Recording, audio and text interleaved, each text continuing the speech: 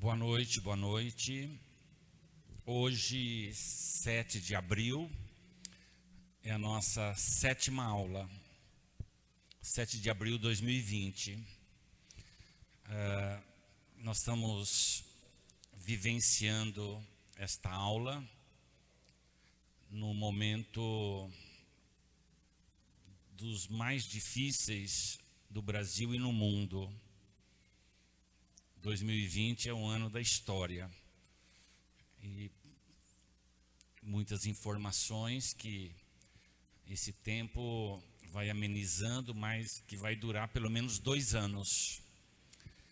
E as nossas preces, orações, agora mesmo o professor Valdir dizendo que sua filha, que é médica, está em quarentena, e pedindo as orações.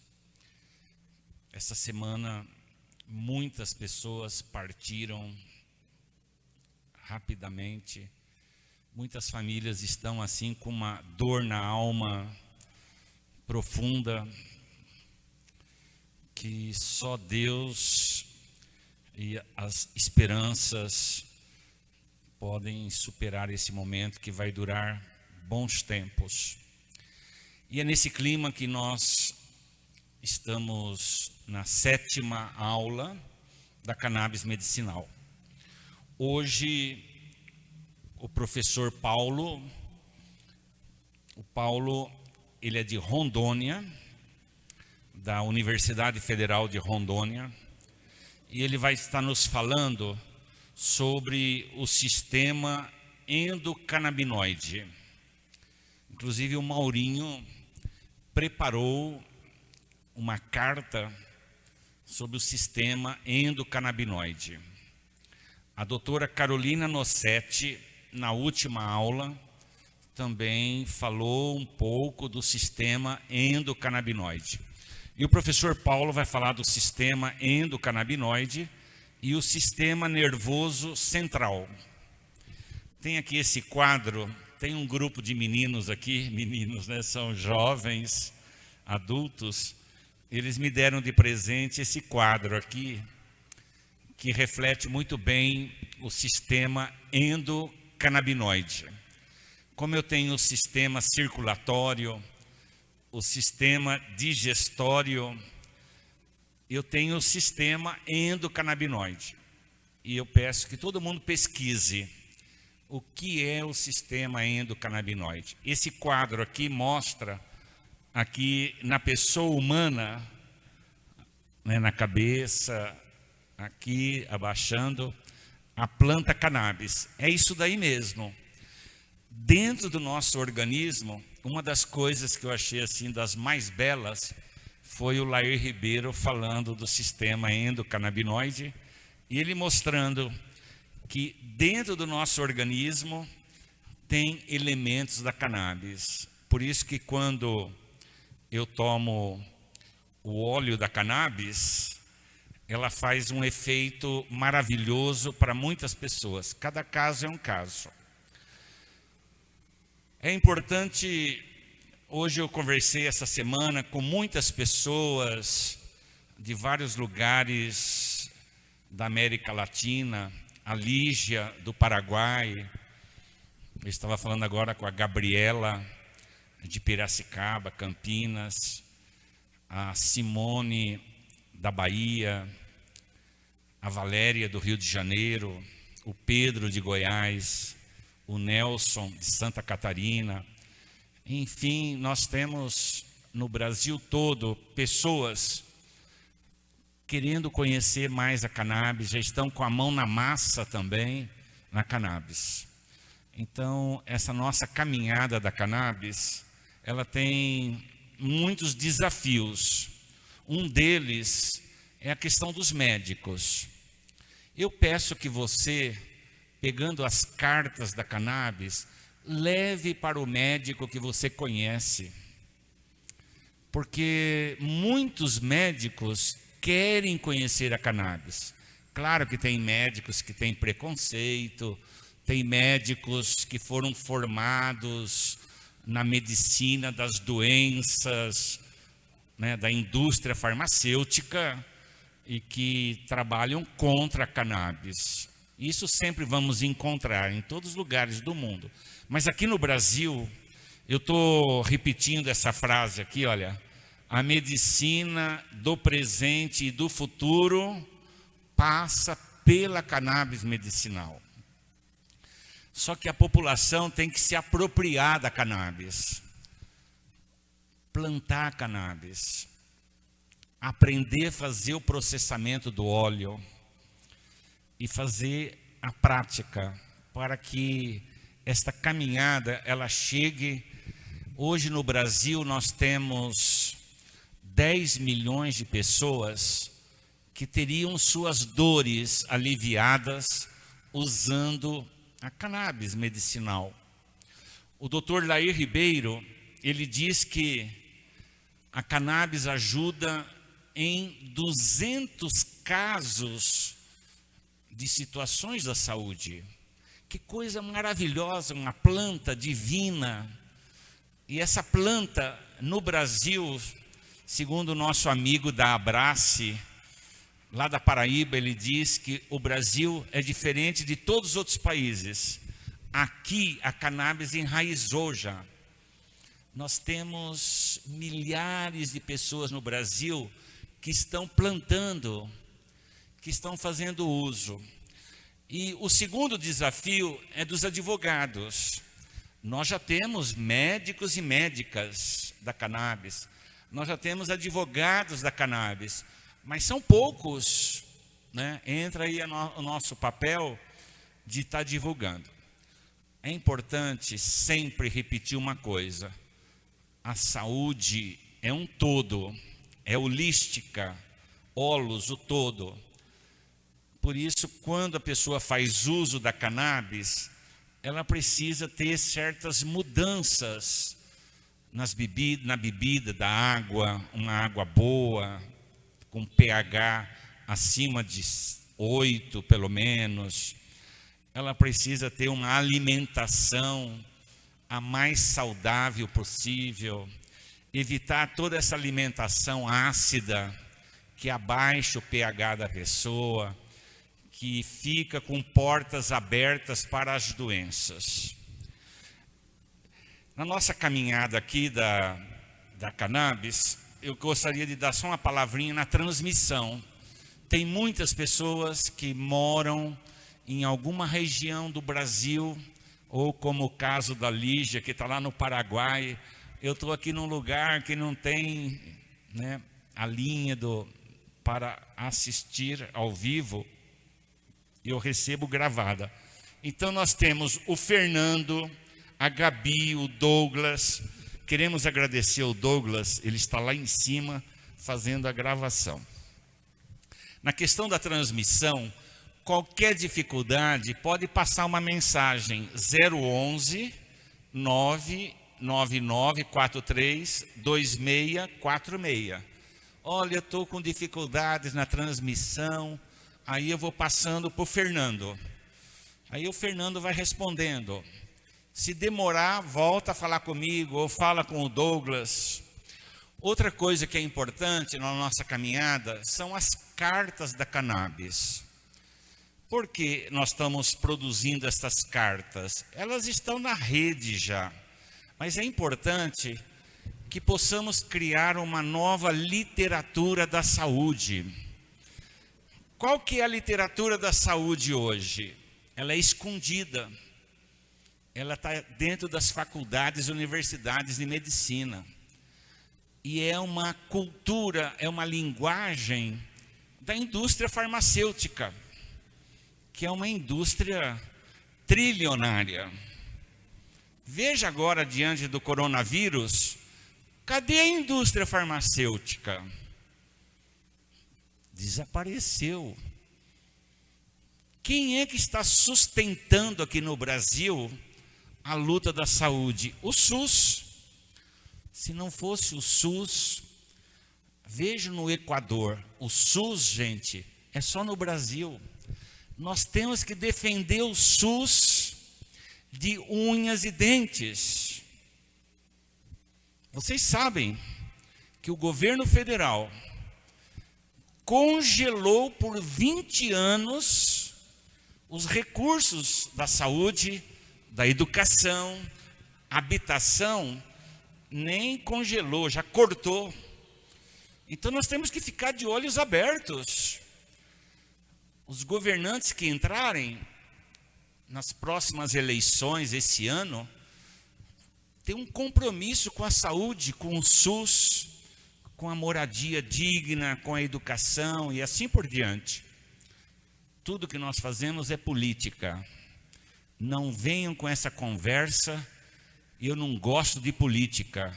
Quem fala isso está fazendo a pior política do mundo.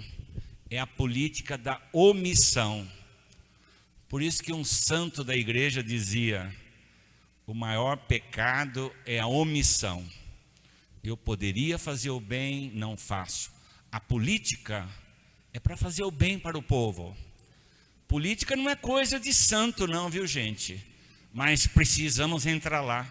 Muita gente fala, a política é suja. Entre lá dentro.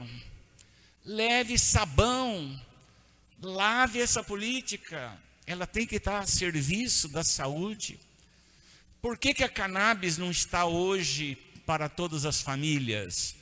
Essa política mesquinha, essa política de uma elite que defende os interesses dos laboratórios e assim por diante. Por isso, as cartas da saúde. Nós já temos a carta número 101 da doutora Carolina Nossetti. Eu não sou empresário da doutora Carolina Nossetti, mas quem precisar, convide ela para ir na sua cidade. É uma das pessoas super capacitadas, né, para levar as informações. Ela ficou 10 anos nos Estados Unidos estudando a cannabis. 02 é uma carta do Lair Ribeiro. Carta da cannabis 03 do Paulo Sato, um consultor de saúde. A carta 04 são os cuidadores de idosos dizendo: o idoso que toma cannabis, ele tem mais resistência, mais vitalidade para enfrentar as doenças. Claro, a cannabis, como disse a doutora Carolina, é anti-envelhecimento. Por isso que eu comecei a tomar também meus pinguinhos de óleo. E essa semana que vem eu vou fazer 86 anos, ou ao contrário, 68 anos. E quem for dar algum presente pode mandar pelo correio. Muito obrigado. Eu estou há 42 anos como sacerdote aqui na Diocese de São Miguel Paulista. Eu sou de uma cidadezinha lá do interior chamada Urupês, perto de Ibirá, perto de Catanduva, Rio Preto. Eu sou um caipira. Quando me chamavam de caipira, quando eu cheguei aqui, eu ficava furioso. Hoje eu falo com maior orgulho: eu sou caipira. Eu não sou caipira com sotaque lá de Piracicaba, mas eu sou caipira aqui na capital. Então nós temos a carta 05 que o Maurinho preparou do sistema endocannabinoide. Nós vamos fazer uma carta que vai sair em breve. O título é: por que proíbem a cannabis no Brasil? A gente precisa saber as razões por trás. Quem é que está por trás da proibição da cannabis? As mãos invisíveis, mas que são concretas, né? Então essa é uma caminhada. A carta 010 é uma experiência na Nova Zelândia, muito interessante. Então essas cartas nós queremos que sejam conhecidas por todos. Pessoal, nós defendemos aqui uma coisa que é a desobediência civil organizada. O que seria isso? Tem gente em vários estados do Brasil, pais e mães se organizando, formando associações, movimentos da cannabis. em desobediência civil. O que seria isso? Você reúne as famílias que estão precisando da cannabis, faça uma ata dessa reunião, comece a entrar na justiça, vai demorar.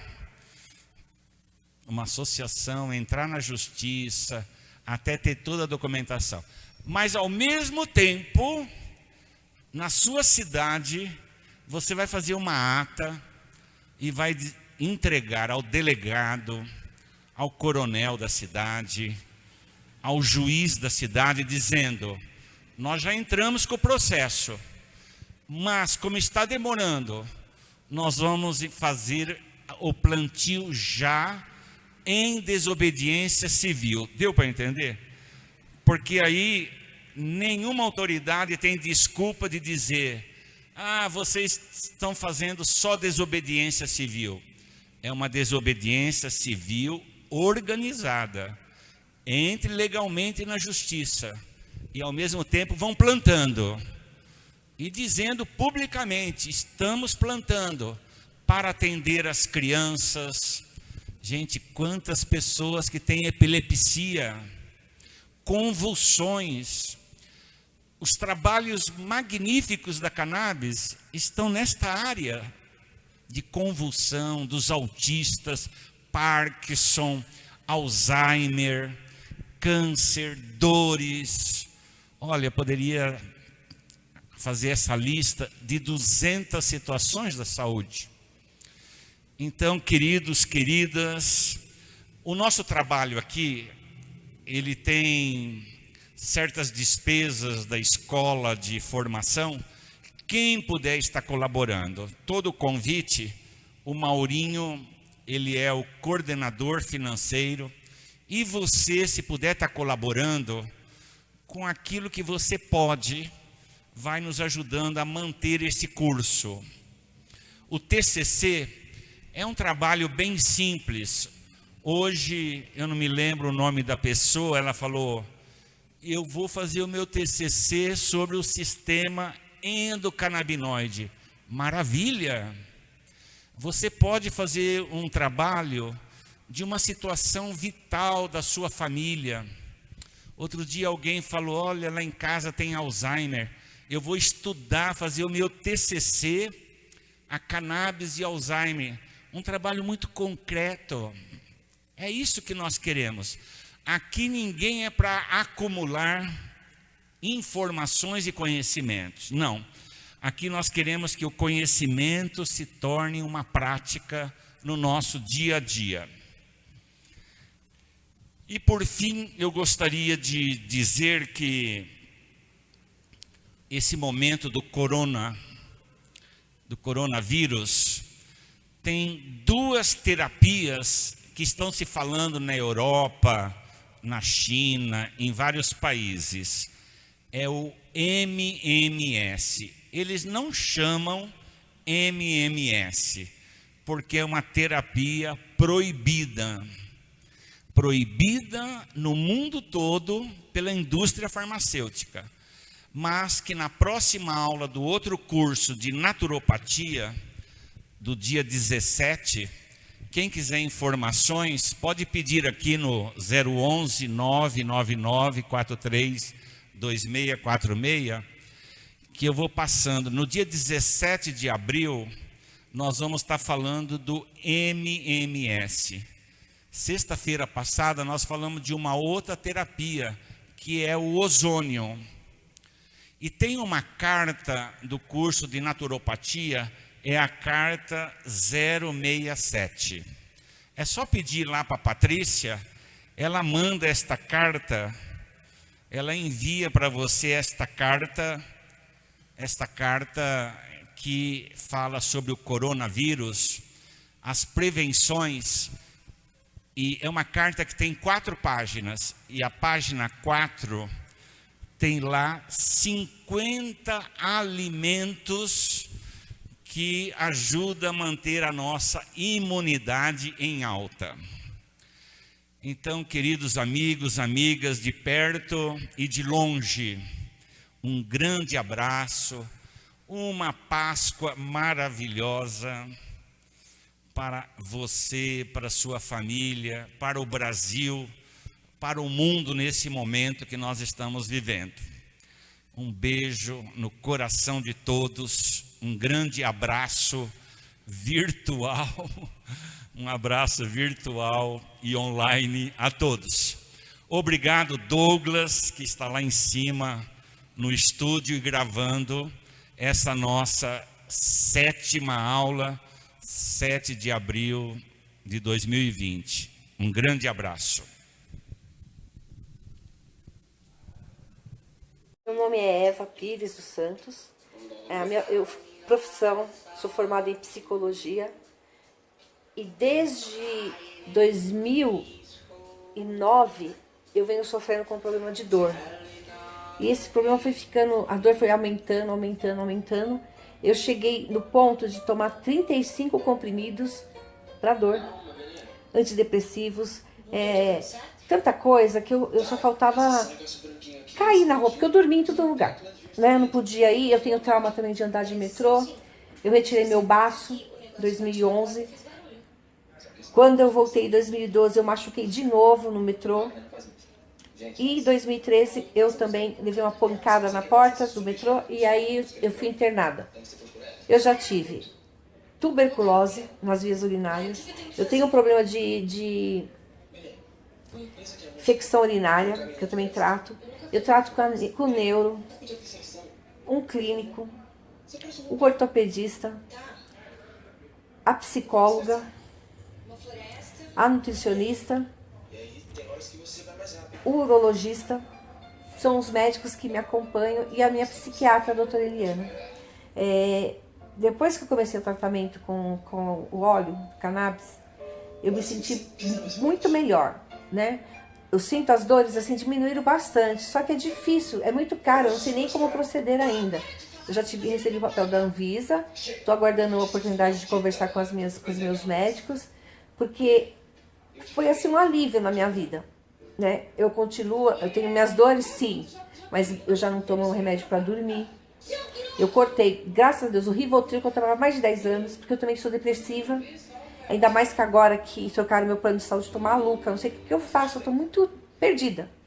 Mas se não fosse esse óleo, que tanta gente critica sem saber o bem que faz, eu não sei se eu estaria aqui, não. Minha dignidade foi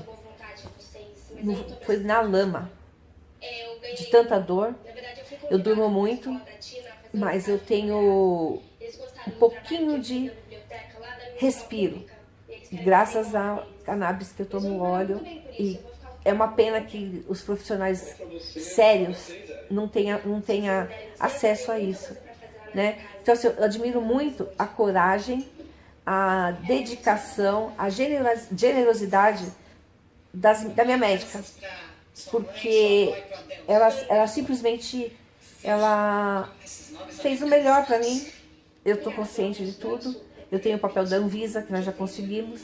Só que é caro as coisas, né? E assim, não tem essa maldade que todo mundo diz que tem. É difícil porque parece que a gente é perseguido, que os profissionais que já sabem desse caminho fica sem saber o que fazer, sem saber o que fazer, não, fica acuado, porque me devolveram a minha dignidade, um pouquinho, né? Eu já estou bem melhor, mas eu ficaria muito mais, acho que eu conseguiria ficar melhor ainda se tivesse a oportunidade de comprar as coisas, né? Só tenho que agradecer a confiança, o acolhimento e o respeito que eu recebi da minha médica. Que Deus abençoe. E que ninguém precisa passar por isso para saber como é que é humilhante. Detalhe, a gente não tem nem dinheiro para comprar.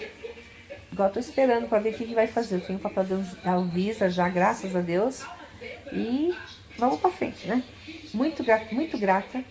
E, gente, quem não conhece, quem não sofreu, quem não tem a dor que a gente tem, que eu tenho, falar da minha dor, os 2 joelhos parados, e eu ainda tenho que ficar, sabe, correndo atrás das coisas. É bem difícil, mas eu estou melhor. Graças a Deus, graças à doutora que me acolheu com tanto amor e carinho, como ela acolhe a todos os pacientes. Então, é isso que eu tenho para falar. Obrigada. Boa noite. Para começar, gostaria de agradecer a oportunidade de apresentar mais uma vez uma aula desse curso. É um curso que eu tenho grande carinho. Cumprimentar o Padre Ticão, Gabi, Fernando, todos os amigos e amigas. E, para quem não me conhece, meu nome é Paulo, sou professor do Departamento de Psicologia da Universidade Federal de Rondônia. Sou membro, faço parte do setor de orientação do PROAD, que é o Programa de Orientação e Atendimento de Dependentes da Unifesp. Também sou membro da Associação Cultural Canábica, a CUCA, e da Sociedade Brasileira para Estudos da Cannabis, a SBEC. E essa noite eu vou conversar um pouquinho com vocês a respeito do sistema endocannabinoide e do envolvimento desse sistema no desenvolvimento do sistema nervoso central. Bom, começando com o sistema nervoso central, o sistema nervoso, diferente de outros sistemas orgânicos, que o nome está relacionado com a função, né? Sistema digestivo digere, sistema respiratório respira. O sistema nervoso ele está relacionado com a composição dele, do que é feita a estrutura, né? De nervos. Tá? E se a gente fosse pensar em funções para esse sistema nervoso ele vai ser responsável por detectar informações do ambiente, processar essas informações e promover respostas comportamentais de relação do organismo animal com o ambiente. Aqui nessa imagem a gente tem uma representação aqui do lado esquerdo da parte sensorial do sistema nervoso, né? Isso aqui para diferentes órgãos dos sentidos, no caso aqui estou falando de sensibilidade tátil, mas vale para as demais modalidades sensoriais também. O que vai acontecer? Uma informação ambiental, algo no ambiente, vai gerar uma mudança em receptores, né, em pontos específicos que vão ser especializados em reconhecer determinados elementos, determinadas energias do ambiente, transformar essa energia num impulso elétrico. Esse impulso elétrico ele vai percorrer diferentes estruturas até chegar no córtex e a gente ter consciência daquilo que está acontecendo no ambiente. Por exemplo, aqui uma pena sendo tocada no dedo, essa informação segue pelo nosso braço, pela nossa medula, chega na região do tálamo, parte mais interna do encéfalo, até chegar no córtex, onde a gente toma consciência de que tem alguma coisa tocando o nosso dedo. Né? E aqui do lado direito eu tenho vias motoras, uma parte motora do sistema em que eu vou ter um conjunto de neurônios aqui no chamado córtex motor primário, que a atividade elétrica deles vai se propagar para diferentes estruturas do sistema nervoso, vai chegar na medula vai ter contato com um neurônio que faz contato com o músculo, e esse neurônio que faz contato com o músculo vai passar a informação e vai gerar uma movimentação desse músculo, promovendo uma resposta comportamental. Tá? E, como eu falei, o sistema nervoso recebe o nome com base nos elementos que compõem ele, e esses elementos que compõem o sistema nervoso são as células nervosas, que são basicamente de dois tipos: células neurais, os neurônios, e os axônios. Vou falar um pouquinho a respeito dos neurônios, que são as principais células, não as mais numerosas, mas que têm uma grande relevância em termos de funcionalidade, que são os neurônios.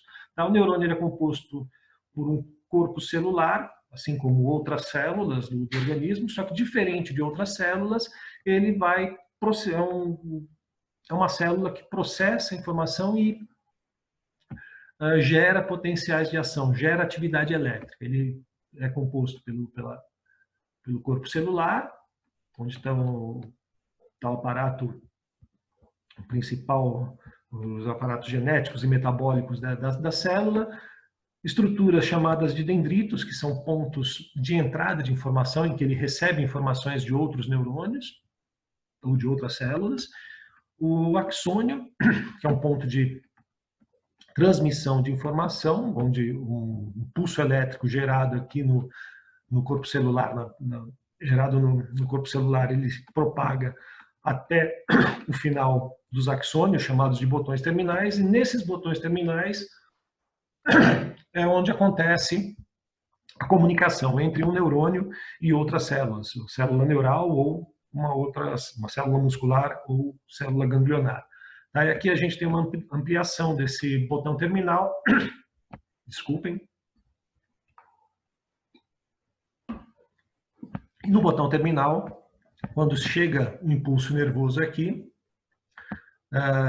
tem armazenadas vesículas nesse botão terminal, onde ficam armazenados moléculas de neurotransmissor. Quando o impulso elétrico chega nesse botão terminal, essas vesículas se deslocam até a membrana do neurônio, se fundem à membrana e as moléculas de neurotransmissor que estavam no interior da vesícula, elas são jogadas no espaço extracelular e vão ter alguma atividade em receptores da membrana pós-sináptica de um outro neurônio ou de uma outra célula, tá? E vai promover algum tipo de ação, ou estimulando esse neurônio a dar continuidade ao tráfego de informação, ou inibindo a atividade dessa célula pós-sináptica. Bom, com relação ao desenvolvimento do sistema nervoso, nosso encéfalo ele não surge prontinho, não surge do nada. Ele, ao longo do tempo, ele se desenvolve, o período intrauterino, por volta da 3ª semana de vida intrauterina, já temos uma estrutura que é composta por células de tecido nervoso, ainda não totalmente desenvolvidos, mas que já são reconhecíveis como células nervosas. É uma estruturazinha chamada tubo neural, e esse tubo neural, ao longo do tempo gestacional, ele vai sofrendo mudanças morfológicas e mudanças funcionais, que ao término de 9 meses de gestação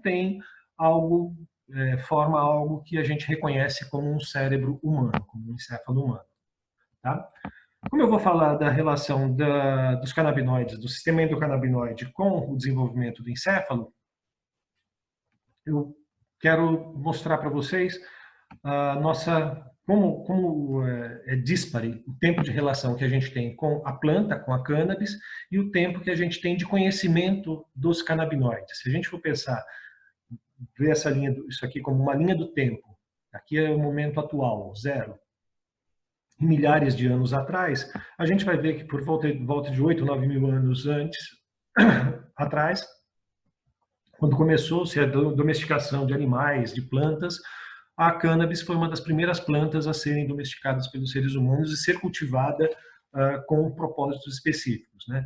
Existem resquícios arqueológicos mostrando o uso dessa planta, principalmente para finalidades de confecção de tecidos e cordas. Embora a gente já tenha relação com essa planta há bastante tempo, o primeiro registro de uso terapêutico é de mais ou menos 4 mil anos atrás, numa farmacopeia chinesa, em que são feitas e apresentadas algumas indicações de uso terapêutico da cannabis. Mais ou menos a mesma época em que a gente tem o primeiro registro escrito do envolvimento do que a gente tem no interior do nosso crânio com a gênese de alguma doença, que é a relação do sistema nervoso com patologias, né? Isso localizado num papiro egípcio. Tá? E é interessante notar que mesmo esse primeiro registro escrito do uso terapêutico da cannabis ser um registro chinês, outras culturas também têm registros do uso da cannabis para finalidades médicas.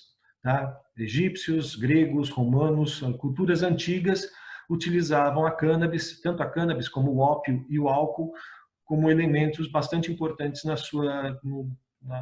para tratamento de patologias. Tá?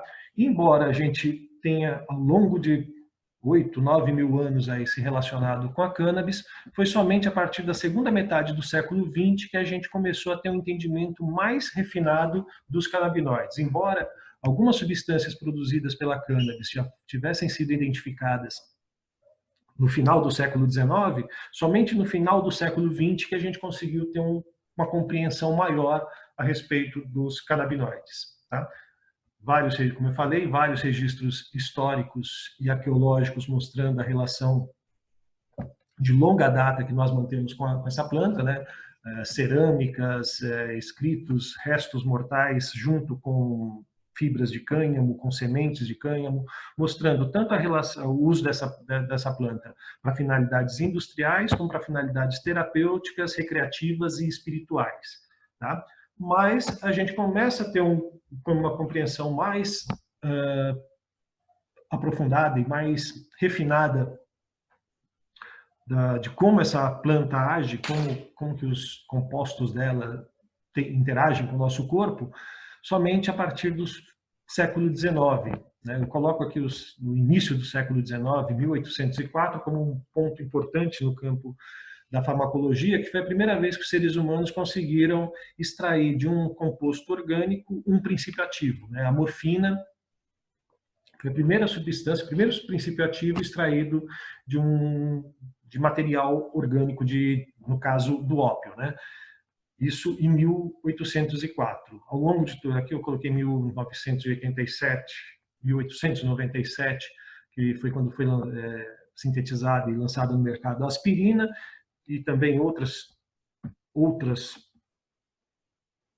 compostos estavam disponíveis também na farmacopeia de diversos países, mas a compreensão que a gente tem do sistema canabinoide ele começou a ser estudado com mais refinamento só a partir da década de 60 do século passado, né? Quando em 1964 Rafael Michulan e a equipe dele, um bioquímico israelense, conseguiu isolar o principal princípio ativo da maconha, que é o delta-9-THC. Já tinham sido identificados outros canabinoides, mas que são canabinoides de efeitos secundários, e o principal elemento capaz de produzir efeitos, principalmente os efeitos psicológicos, psíquicos da cannabis, foi só isolado em 1964, né, quando a gente teve E a partir disso, e junto com o isolamento, a popularização do uso da cannabis para finalidades não médicas em culturas ocidentais, aconteceu um grande interesse da comunidade científica em compreender como que essa planta age no organismo. E na década de 70 foram desenvolvidos em laboratórios algumas substâncias que têm afinidade, que imitam a molécula do THC, e com esses canabinoides sintéticos foi possível, no final da década de 80, se fazer a identificação de um receptor, de uma proteína de membrana que era especializada em reconhecer moléculas canabinoides. Tá? E inicialmente foi localizado um receptor, qual o raciocínio básico? Se tem um receptor no organismo que reconhece moléculas canábicas, né, é muito provável que o nosso organismo também produza alguma substância que haja com esse receptor. Porque, afinal de contas, o receptor não estaria ali esperando que o ser humano tivesse contato com a maconha para ser ativado.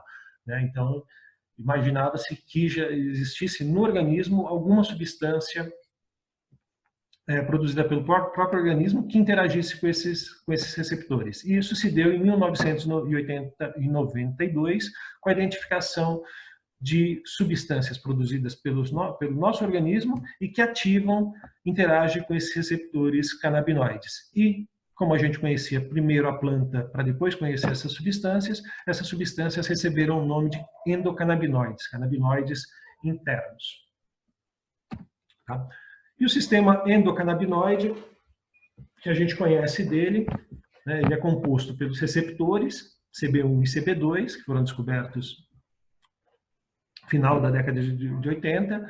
Tá? E se a gente pensar em receptores, quando eu falo de receptores e ligantes endógenos, é interessante a gente pensar no esquema de chave e fechadura. Receptor como uma fechadura, o ligante endógeno como uma chave, que vai alterar a conformação desses receptores e promover uma resposta orgânica. Tá? E esse receptor tem os receptores CB1 e CB2, os ligantes endógenos anandamida e o 2-AG. Anandamida, bem interessante, que o nome é um neologismo formado a partir dos efeitos subjetivos experimentados com a cannabis e também da propriedade, da característica farmacológica dela, né? Ananda, bem-aventurança, felicidade, exaltação, e amida, a característica química, a característica farmacológica da substância. Tá? E também esse sistema é levado em consideração também as enzimas, que são proteínas especializadas em produzir, fazer alterações químicas, né? Então, enzimas de síntese seriam enzimas que, a partir de compostos que a gente obtém pela nossa dieta, essas enzimas transformariam esses compostos em ligantes, né? Formariam os ligantes, formariam a anandamida e o 2-AG. E as enzimas de degradação são também compostos especializados em pegar esses ligantes endógenos, também ligantes exógenos, e degradar, quebrar a molécula, transformar em uma molécula em metabólito. Bom, os canabinoides, a gente pode dividir esses canabinoides em 3 grandes grupos. Canabinoides naturais, endocannabinoides, né, que são produzidos pelos organismos animais, fitocannabinoides produzidos pela planta, e temos os canabinoides sintéticos, que são substâncias produzidas em laboratório. E todos eles interagem com os receptores canabinoides, né, com os CB1 ou CB2. E alguns canabinoides sintéticos interagem com tem uma interação mais forte do que até os canabinoides endógenos. Aliás, até mesmo os canabinoides, os fitocannabinoides, eles têm uma ação diferente dos endocannabinoides. Embora hajam no mesmo receptor, eles vão ter afinidades diferentes, vão estimular esse receptor de forma diferente. Bom, diferente de outras formas de neurotransmissão, os canabinoides ele têm transmissão retrógrada. Tá? Eu tenho aqui uma representação de um botão pré-sináptico, um botão terminal, no fim de um axônio de um neurônio, em que vai liberar alguma substância neurotransmissora. Aqui a gente tem o exemplo do GABA e do glutamato, e essa substância vai ser liberada e vai interagir com o receptor pós-sináptico, e a partir dessa interação do receptor pós-sináptico vai ser produzido o endocannabinoide e vai ser liberado pelo receptor pós-sináptico, que vai agir na célula pré-sináptica. Então, a neurotransmissão do sistema canabinoide é chamada uma neurotransmissão retrógrada. É um neurotransmissor, é o neurônio pós-sináptico que vai liberar o endocannabinoide, que vai atuar esse endocannabinoide no neurônio pré-sináptico, modulando a liberação dos neurotransmissores que esse neurônio pré-sináptico produz. Vamos pegar aqui, por exemplo, o glutamato, que é um neurotransmissor excitatório. Ele estimula o receptor glutamatérgico, e essa estimulação do receptor glutamatérgico vai promover algumas alterações intracelulares no neurônio pós-sináptico, que vai promover a síntese de endocannabinoides. Esses endocannabinoides serão liberados nas fendas sinápticas, vão interagir com receptores canabinoides, e essa interação do receptor canabinoide vai sinalizar para o neurônio pré-sináptico uma modulação dessa liberação do neurotransmissor. Por exemplo, aqui reduzindo a taxa de liberação do glutamato. Aí um dos efeitos, por exemplo, o neuroprotetor dos canabinoides. O glutamato ele é um neurotransmissor excitatório, e uma hiperexcitação do neurônio poderia promover uma lesão dele. Como o endocannabinoide vai modular essa liberação de glutamato, diminui a hiperexcitação do neurônio pós-sináptico. Bom, e a gente tem aqui nessa imagem uma representação de localização onde está presente receptores CB1 e receptores CB2. Tá? A gente tem uma grande quantidade de receptores CB1 no sistema nervoso central, temos receptores CB2 também, mas menor quantidade no sistema nervoso central, mas principalmente localizados em células gliais, e receptores CB2 localizados, aqui a gente tem uma representação de um corpo humano, que se fôssemos colocar aqui todos os receptores CB1 ou CB2, ficaria tudo verde essa imagem, né? Nós temos receptores para canabinoides nos músculos, nas vísceras, em muitas partes. Tá? E é interessante notar que no tronco encefálico a gente tem ausência tanto de CB1 quanto de CB2. Isso é um fator bastante interessante, que é associado à ausência de toxicidade para funções respiratórias. Enquanto, por exemplo, o opioide promove uma ação analgésica e, dependendo da dosagem, pode causar uma parada respiratória, uma parada cardiorrespiratória em função da ação dos opioides, né, da morfina, em receptores opioides do tronco encefálico. Os canabinoides, eles não têm ação, praticamente não têm receptores, praticamente ausente receptores no tronco encefálico. Bom, e falando da relação dos endocannabinoides com o desenvolvimento do sistema nervoso, começar primeiro falando dos níveis de anandamida ao longo do período gestacional. Tá? E aqui essas curvas, aqui elas representam quantidades de anandamida, menor quantidade, maior quantidade, e a gente observa que em diferentes períodos gestacionais, tanto no embrião, quanto na placenta, quanto no ovário, vai existir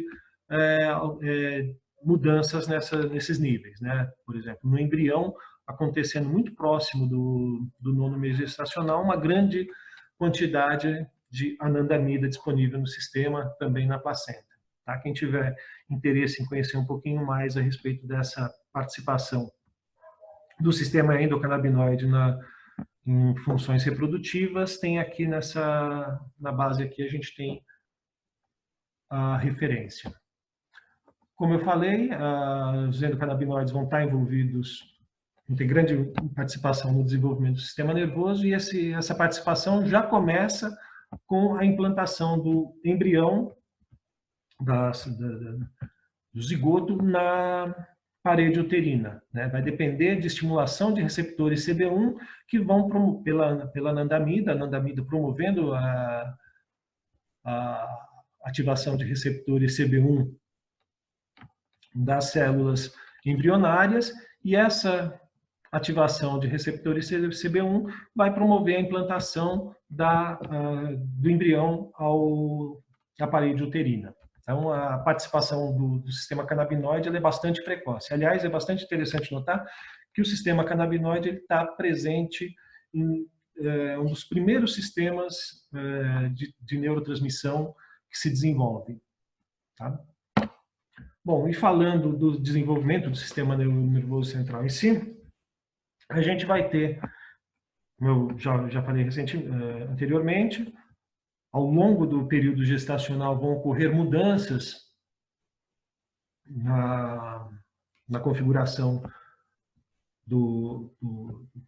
da morfologia e da função do sistema nervoso, e essas mudanças vão ocorrer em etapas diferentes, pode ser divididos em processos diferentes, que acontecem de forma mais ou menos paralela, sequencial, não necessariamente sequencial, mas acontece de forma concomitante. E eu vou falar um pouquinho a respeito desses processos e como os canabinoides estão envolvidos nesses processos. Tá? Bom, primeira fase de desenvolvimento do sistema nervoso é a criação de células nervosas, também chamada de neurogênese e gliogênese. Neurogênese, criação de células neuronais, de neurônios, e gliogênese, a formação de células gliais. Tá?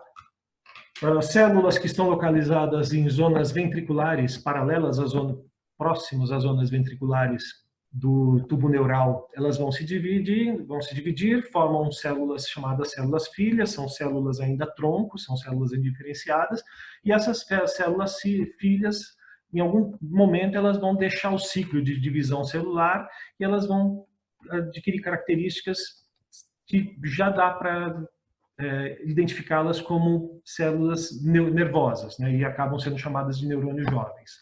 Aqui eu tenho uma representação dessa neurogênese. Eu tenho uma célula-tronco. Essa célula-tronco ela vai sofrer ação química, né, de alguns elementos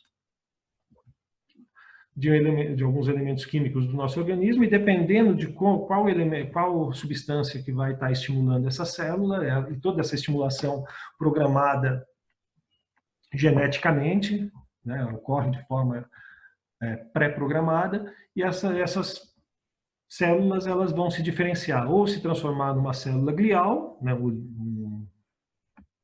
esses dois tipos aqui são células gliais, ou vão se transformar em neurônios.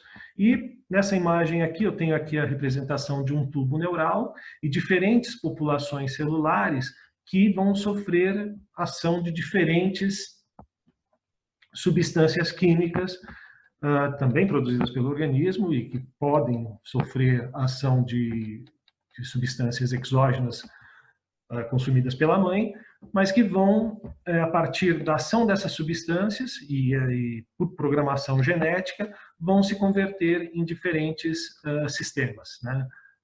Aqui o sistema neurônios GABAérgicos, neurônios dopaminérgicos, e todos esses vão ter a ação, para essa formação vai ter participação dos canabinoides. Os canabinoides vão estar presentes aí, sinalizando tanto os ligantes, né, anandamida e 2-AG, como também as enzimas de síntese e degradação vão estar presentes no ambiente celular aí, promovendo a diferenciação, a diferenciação dessa célula-tronco ou em células neurais ou em células gliais. Tá? Uma segunda etapa do desenvolvimento do sistema nervoso é a migração, é o deslocamento dos neurônios da região onde eles foram criados, onde eles foram gerados, até regiões em que vão formar estruturas diferentes do sistema, né? Os neurônios jovens migram, eles se deslocam por uma célula chamada célula glial. Essa célula serve como um trilho que vai da região ventricular. Essa região ventricular é uma região mais interna do tubo neural e vai guiar para regiões mais distais, mais externas do tubo neural. Assim como o processo de neurogênese, o processo de migração, ele também é determinado por sinalização química, e os endocannabinoides têm papel importante nessa sinalização, né? Porque ao nascer os neurônios são arredondados e sem projeções, não tem ainda característica de um neurônio com axônio e dendritos, e quando eles migram, eles vão se tornando alongados, uma parte que vai adiante, que é um prolongamento líder, que deixa eu mostrar nessa imagem aqui, fica melhor, né? Aqui a gente tem uma região ventricular, aqui uma imagem representando uma região ventricular, uma célula glial, onde o neurônio jovem ele vai se deslocar, né, ele vai aderir a essa célula, por sinalização química ele vai se deslocando e vai formando diferentes camadas do sistema, né? Então a célula ela se forma numa região ventricular e ela vai se deslocando para regiões mais externas, e com uma programação genética e toda uma sinalização química bastante precisa, bastante refinada, vai se formando as estruturas do sistema. Tá? Além de se deslocarem os neurônios produzidos, os neurônios, depois de se deslocarem, eles passam a começar a ter diferenciações morfológicas, tá? Morfológicas e funcionais. Ele começa a ter, surgem os prolongamentos, né, que são as ramificações dendríticas, que serão pontos de entrada de informação desse neurônio, e também a formação do axônio, que vai se comunicar, que vai ser um ponto, que vai ser uma estrutura do neurônio, que ao longo do tempo vai manter quase contato com outros neurônios, uma célula muscular ou células do sistema endócrino. E também começa a funcionar toda a maquinaria celular que é necessário para esse neurônio se tornar totalmente funcional, né? A produção de receptores, produções de canais iônicos, enzimas e neurotransmissores que vão permitir que esse neurônio, além de ter as características morfológicas, ter o formato de um neurônio, ele também tenha a capacidade de ter funções reconhecidamente de um neurônio. Tá? Aqui. O neurônio se torna, com o passar do tempo, ele se torna capaz de gerar impulsos nervosos, e essa atividade inicial é fundamental para o refinamento de conexões. Esse refinamento de conexões, é aí que eu vou falar de um papel mais conhecido dos endocannabinoides. Eu tenho a célula-tronco inicial indiferenciada, com a diferenciação ela se transforma em neurônio, e com a diferenciação funcional e morfológica, ela passa a ter um comportamento, uma célula que tem um comportamento típico de neurônio. Tá? Aqui a gente tem uma representação dessas alterações acontecendo ao longo do tempo, um jovem neurônio ainda não muito diferenciado, que a atividade elétrica dele é uma atividade bastante rudimentar. Conforme ele vai se diferenciando, tendo prolongamentos dendríticos e axônio, ele passa a ter uma atividade elétrica mais robusta, e quando ele se torna um neurônio adulto, a atividade elétrica dele e também as sinapses, né, os pontos de conexões sinápticas também são são reconhecidos como de neurônio, né? E aqui eu vou falar da busca de alvos para conexão, que é a formação de sinapses, né? O cone de crescimento, que é uma estrutura, deixa eu voltar aqui esse slide, tá? Esse pontinho aqui, imagine aqui uma célula indiferente, uma célula começa a se diferenciar, essa estruturazinha aqui, o axônio, que vai ter na ponta dela o tal de cone de crescimento. Esse cone de crescimento, ele vai, por sinalização química, se guiar até uma outra célula, tá? Que é essa busca de alvos para conexão. É uma estrutura que guia o axônio de crescimento numa direção correta, e esse cone de crescimento, ele segue pistas moleculares. Quando eu falo de seguir pistas moleculares, eu estou falando de substâncias químicas que vão estar presentes no meio extracelular e que vão funcionar como atração para esse cone de crescimento, ou vão ser repulsivas a esse cone de crescimento, e quando eles atingem o alvo, eles vão agorizar e estabelecer conexões que vão ser sinápticas, excitatórias ou inibitórias. Tá? E a sinaptogênese, que é essa criação de conexões, é quando o neurônio vai se tornar funcional e operante. Tá? Como eu falei para vocês, o neurônio ele é composto por um corpo celular, os dendritos, onde ele são extensões por onde chegam informações, o axônio, que é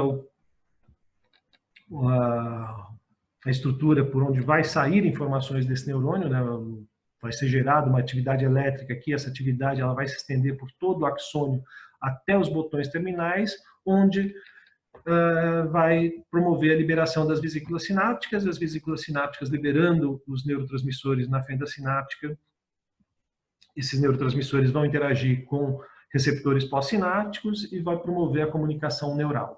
No caso, aqui eu tenho essa demonstração, né, aqui é uma representação do cone de crescimento, ele se estendendo, conforme isso por sinalização química se dá, né, ele vai, imaginem isso daqui como uma mãozinha que vai em direção a algo, né, vamos pegar aqui a minha mão e essa outra, né, essa mão aqui vindo, esse cone de crescimento se direcionando, e esse direcionamento é dado por sinalização química. Eu falei para vocês da atração, eu tenho aqui um neurônio que vai ter o cone de crescimento, e aqui vai ter uma célula, uma estrutura que vai liberar algumas substâncias químicas, que essas substâncias químicas atraem o o cone de crescimento. Ou eu posso ter uma repulsão, né? Tem um cone de crescimento, uma substância química que, em vez de aproximar o cone de crescimento dessa região, ele vai afastar para outras regiões. Tá? E com isso, né, com essa atração ou repulsão, a gente vai ter uma seleção dos neurônios, porque para o neurônio se manter vivo e ativo, ele vai precisar de sinalizações do neurônio, do alvo dele. Né? O neurônio, se ele não achar um alvo, ele, com o passar do tempo, ele vai ser eliminado. Tá? Ele vai ser... Aqui é uma representação dos cones de crescimento indo em direção a uma determinada célula. Essa célula ela vai liberar alguns fatores de crescimento, alguns fatores neurotróficos, que esse neurônio pré-sináptico ele vai captar e que vai servir como uma espécie de nutrição para esse neurônio. Se o neurônio não conseguir captar esses fatores neurotróficos, ele acaba sendo eliminado, né? Acaba se extinguindo. E aqui, falei para vocês, uma participação dos canabinoides para essa sinaptogênese. Eu vou pegar aqui a formação, imagine um cone de crescimento, e durante o deslocamento do cone de crescimento em direção ao seu alvo, os endocannabinoides eles precisam estar bloqueados. E esse bloqueio permite, né, por exemplo, o endocannabinoide 2-AG aqui, ele é bloqueado pela enzima de degradação e que permite esse cone de crescimento se direcionar para um determinado ponto. Tá? Isso aqui é uma situação endógena. Vamos pegar agora uma situação em que não é natural, eu tenho acréscimo de um canabinoide exógeno, um canabinoide fitocannabinoide ou um canabinoide sintético. Com isso, né, as enzimas como o vamos pegar, por exemplo, o THC, que tem uma afinidade maior com receptores do que o 2-AG, a enzima de degradação, essa MAGL, não conseguiria dar conta, não conseguiria inibir a ação do THC, e com isso, em vez do direcionamento seguir o seu caminho natural, esse direcionamento poderia ser alterado em função da ativação de receptores canabinoides localizados no cone de crescimento. Os receptores canabinoides localizados no cone de crescimento, eles, se estimulados, eles redirecionariam para onde o cone de crescimento, para onde o axônio iria executar sua conexão, onde vai se conectar. Tá? Se está tudo numa situação endógena, a quantidade de enzima e quantidade de 2-AG se equilibram. Quando eu tenho o THC, um outro ligante sintético, a força farmacológica desse THC vai ser maior, vai anular a ação do 2-AG e a enzima de degradação ela não vai ser forte o suficiente para inibir a ação do THC e vai ter a estimulação, a ativação dos receptores canabinoides em momentos que não era para ser estimulados. Né? O desenvolvimento do sistema nervoso ele se dá de uma forma bastante refinada, em que tem processos que precisam acontecer no tempo e no local correto. Caso contrário, pode acontecer mudanças no desenvolvimento. Né? A formação do sistema se dá de uma forma não esperada. Vamos pegar aqui, por exemplo, aqui a gente tem os receptores de CB1, que devem estar ao longo de um determinado tempo, eles devem ser silenciados, não podem estar ativos, né? No caso, o 2-AG os endocannabinoides não agiriam num determinado momento, para ele agir somente num momento final, que é o ponto no cone de crescimento. Quando eu tenho a ação de um endocannabinoide, de um canabinoide sintético ou de um fitocannabinoide com maior ação do que os canabinoides endógenos, ele vai promover a ativação de receptores CB1 em todo o processo, e com isso a gente tem mudanças no direcionamento desse cone de crescimento. E essa mudança de direcionamento pode ter consequências clínicas bastante relevantes. Tá? E depois de tudo isso, para o desenvolvimento do sistema nervoso, a gente tem a última etapa nesses processos de desenvolvimento, são os chamados processos regressivos, que é onde há uma poda dos excessos. Né? Durante todo o desenvolvimento, por uma questão de adaptação, são criados em excesso células, axônios, dendritos, sinapses, tudo no sistema é criado em excesso. Né?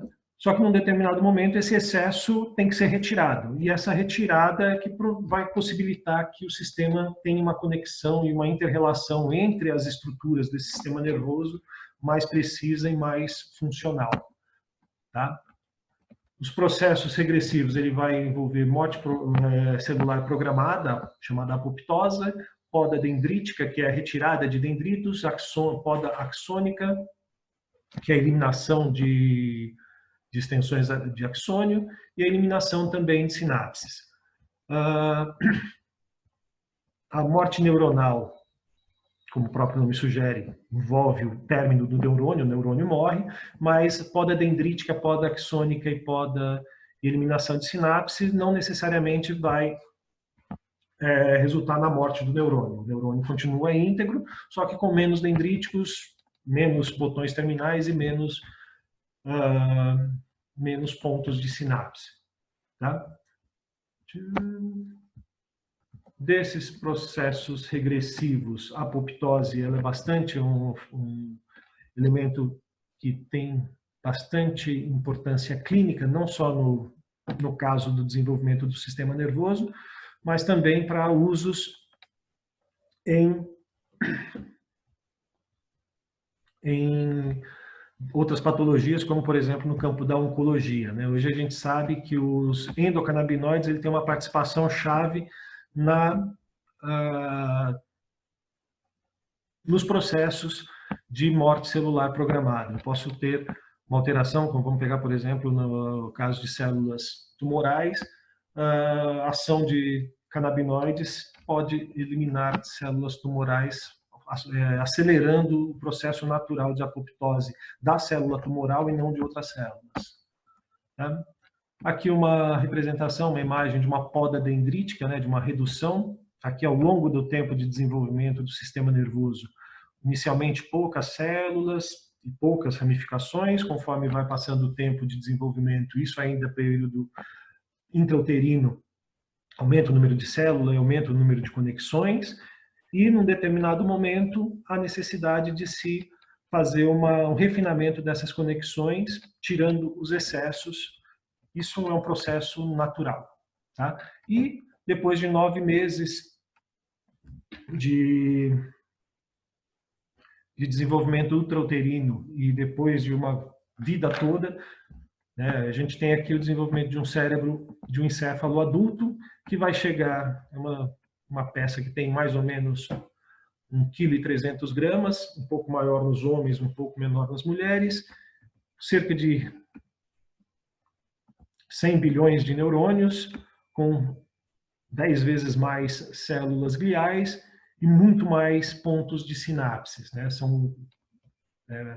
Termos quantitativos, é uma coisa realmente absurda. E qual a importância disso? Eu pego aqui uma frase de um dos pais da medicina moderna, que é o Hipócrates, que ele vai dizer que em nenhum outro lugar, mas do encéfalo, tudo que a gente sente, que a gente imagina, que a gente pode sentir, vem do encéfalo. Né? Aqui uma frase dele, né? Devemos saber que em nenhum outro lugar, mas do encéfalo, vem a alegria, o prazer, riso, diversão, pesar, ressentimento, desânimo, lamentação. É por isso, de maneira especial, adquirimos a sabedoria, conhecimento, enxergamos, ouvimos e sabemos o que é justo ou injusto, o que é bom, o que é ruim, o que é doce ou amargo. É pelo mesmo órgão que nos tornamos loucos e delirantes e os medos e os temores nos assombram. Todas as coisas suportamos do encéfalo quando eles não está sadio. E, nesse sentido, sou da opinião de que o encéfalo exerce o maior poder sobre a pessoa. Nessa frase aqui nesse trecho aqui extraído de um texto do século VI, quarto antes da era cristã, a gente tem aqui exposto características tanto relacionadas ao funcionamento do encéfalo normal, quanto a ele tornado patológico. E como eu falei para vocês inicialmente, o sistema ele vai ser responsável por detectar informações do ambiente, passar essas informações até chegar no sistema nervoso, né? Por exemplo, pegar aqui uma informação de um toque, uma informação tátil, e essa informação tátil se transformar em uma percepção consciente de que está me queimando o dedo, isso vai depender de uma rede de conexões muito refinadas, muito precisas, né, de centenas de milhares aí de neurônios que vão precisar estar conectados de forma precisa, e caso essa conexão não se dê de forma precisa, vai ter algum tipo de disfunção, né? Eu vou pegar aqui como exemplo uma representação de uma criança com desenvolvimento normal e uma criança com autismo, né? Aqui representando as conexões neurais, como que esse cérebro se conecta e as diferentes estruturas desse sistema se conectam, né? Atividade neural típica desse sistema dele conectado desse jeito. E a gente vai ter nisso um balanceamento entre atividades inibitórias das células nervosas e atividades excitatórias dessas células nervosas, tá? Quando acontece um desbalanceamento dessas atividades, a gente vai ter uma atividade neural atípica e também conexões atípicas, né? Uma hiperconectividade que não se localiza numa criança que tem um desenvolvimento típico. Aqui, vamos pegar aqui esse gráfico aqui, nesse eixo a gente tem déficits sociais, déficits de comportamento, né, no campo social, e a hiperconectividade do sistema, né, quanto o sistema tem conexões entre eles. Tá? E quanto maior a hiperconectividade, o que a gente observa, maiores são os déficits comportamentais dessa criança, sugerindo um desequilíbrio entre inibição e excitação dos compostos dessas células nervosas. Tá? E o sistema canabinoide, o sistema endocannabinoide vai ter uma participação bastante grande. Falei para vocês que a comunicação canabinoide ela é retrógrada e uma das funções dela é permitir, por meio de retroalimentação, sinalização de excessos, né? E, nesse caso aqui, esses excessos acontecendo que poderiam ser inibidos pela ação de canabinoides. Para terminar essa nossa conversa, sempre eu lembro que é necessário dar fim à guerra às drogas, né? A gente está numa fase aí no mundo com guerra com um vírus, uma estrutura invisível ao olho nu, e o que a gente já gastou com a guerra às drogas, se tivesse sido investido em ciência, em tecnologia para outras finalidades, talvez a nossa espécie não tivesse com tanta preocupação hoje em dia. E esse fim da guerra às drogas, eu lembro dele não só porque as guerras têm como consequência a morte, né? No caso da guerra às drogas, a gente tem os comerciantes, o varejista, o policial e alguém que sai lucrando com isso tudo. Isso daqui a guerra não é bom, né? Guerra não é bom porque gera mortes e guerra também não é bom porque, no caso da guerra às drogas, em termos de funcionalidade, parece inútil. A gente tem aqui, na linha azul, um dos principais motivos um dos principais motivadores da guerra às drogas é diminuir a taxa de dependência de drogas, né? E o que a gente vê nessa linha azul é a taxa de dependentes químicos nos Estados Unidos entre 1970 e 2010, e o que a gente vê na linha azul, os gastos para controlar controlar a venda de drogas, controlar o comércio de drogas entre as décadas de 70 e 2020 e 2010. Tá? O que a gente observa é que mesmo gastando trilhões na guerra às drogas, a taxa de dependência continua a mesma. Ou seja, se a finalidade é diminuir a dependência, essa guerra não está funcionando. Além disso, no caso específico da cannabis, a gente tem o viés de que o paciente, pessoas que precisam desse tipo de tratamento, são tratados como criminosos, estão aí à mercê das legislações. Tá? E também, quando a gente tem alguma coisa proibida, o que é proibido é não falado, não entra no nosso assunto do dia a dia, e a gente tem aqui essa imagem muito representativa, esse quadrinho, de que uma série de assuntos a gente pode falar, mas quando a gente vai falar de drogas, esse assunto não se fala com crianças, esse assunto está fora das mesas de família. E um assunto não falado ficam as entrelinhas e o que se entende por elas. Né?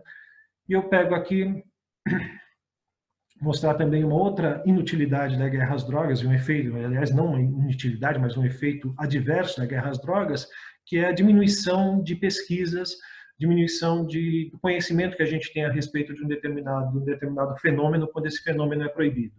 Tá? Eu tenho aqui, não relacionado a cannabis, mas relacionados a outro conjunto de substâncias, que são as drogas psicodélicas. Eu tenho uma linha em que eu tenho pesquisas científicas com resultados favoráveis, mostrando que drogas psicodélicas têm algum efeito terapêutico. Tá? E na linha aqui embaixo, estudos, trabalhos científicos mostrando que drogas psicodélicas têm efeitos adversos. Tá? E o que a gente observa aqui? Num determinado momento, a gente tem alguns estudos mostrando efeitos adversos e alguns mais estudos mostrando efeitos favoráveis, efeitos terapêuticos. Tá? E, não sei se vocês conseguem notar aqui, uma quebra. Né? Num determinado ponto, a gente tem uma grande quantidade de estudos com efeitos adversos e poucas quantidades de estudos mostrando efeitos terapêuticos, efeitos favoráveis. Tá? Isso não se dá porque mudou a droga e se percebeu que a droga causa mais efeito. Vamos pegar aqui, por exemplo, o LSD causa mais efeitos adversos do que efeitos terapêuticos. Mas a mudança na política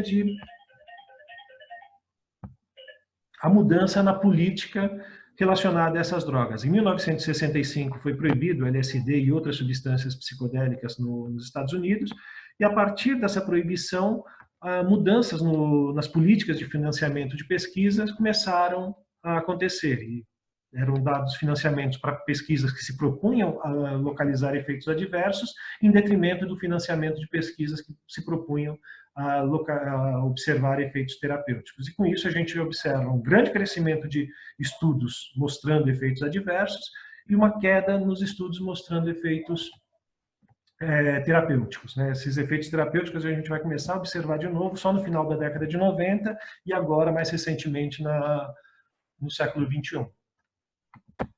Um outro também efeito dessas políticas proibicionistas é que a gente observa um efeito que eu chamo de efeito Jekyll e Hyde, né? Dr. Jekyll e Mr. Hyde, que a gente tem uma linguagem dúbia quando se fala no campo médico a respeito da cannabis, a respeito da maconha. Por exemplo, a gente tem aqui estudos mostrando os efeitos terapêuticos do uso da maconha para usuários de crack, né? Um efeito terapêutico. E o ano passado foi publicado pelo Conselho Profissional dos Médicos, o CFM, um texto chamado A Tragédia da Maconha, que é algo realmente, em termos científicos, é algo quase infantil, tanto pelo título quanto pelo conteúdo, né? Eu diria até pseudocientífico, né? Por simplesmente abordar uma única face da moeda, que é a face negativa, e a gente tem isso, né? Um discurso médico que às vezes parece o Dr. Jekyll, que é bonzinho e vê os efeitos terapêuticos e as propriedades positivas dessa planta, e o Dr. Hyde, né?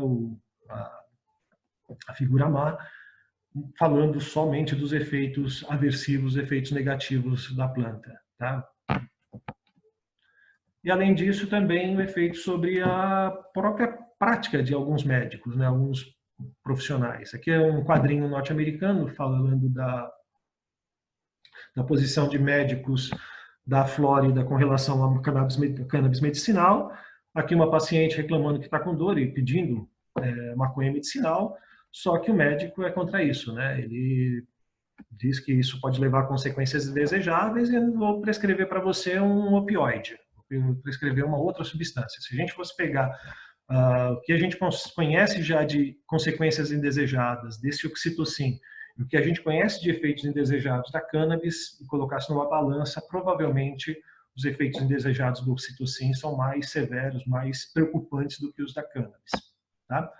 Como efeitos mais severos e preocupantes, eu falo da letalidade.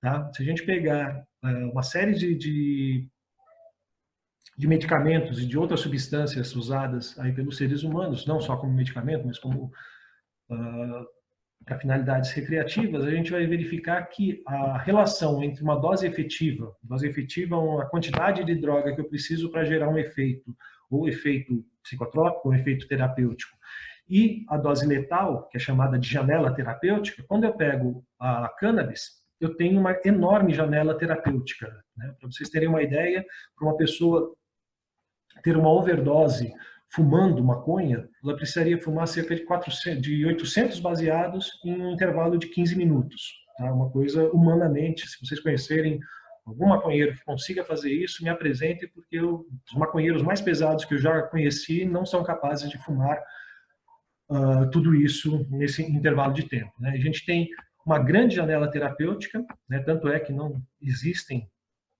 casos de morte por cannabis, né? Já existem alguns casos por canabinoides sintéticos, que é uma outra história, mas a cannabis, a planta, não existe relatos de morte, a não ser esse traficante aqui que morreu prensado. Né? O traficante bate em árvore e é esmagado por 500 quilos de maconha. De outra forma, não aconteceria. Tá? E eu termino essa nossa fala com algo que eu procuro há bastante tempo. Né? A primeira vez que eu ouvi falar de maconha foi uma coisa bastante aversiva, né? Um vizinho, isso no final da década de 70, início da década de 80, um vizinho tinha sido preso porque tinha plantas de maconha na casa dele, porque ele era maconheiro, e ao longo do tempo eu fui estudando, estudei e vi que maconha não é tudo isso, que toda essa maldade que falam. E também tentei entender por que essa droga é proibida, né? E eu termino essa apresentação chamando aqui o Bezerra da Silva com um disco de 1992, né?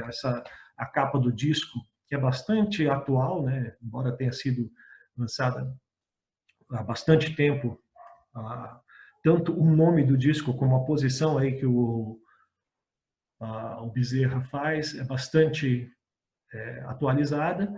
E numa música chamada Garrafada do Norte, ele faz uma pergunta. Né? Se Deus criou a natureza e as belezas dessa vida, me explique, doutor, por que essa erva é proibida. Já assisti palestras, já assisti cursos em diferentes locais e até agora eu ainda não achei uma resposta clinicamente aceitável de por que a maconha, a cannabis é proibida. Tá?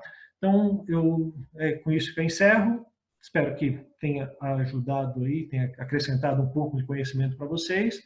E agradeço a atenção. Qualquer dúvida, qualquer comentário, eu recebo por esse e-mail. Muito obrigado e espero numa próxima situação a gente estar pessoalmente, conversando pessoalmente, né? É isso.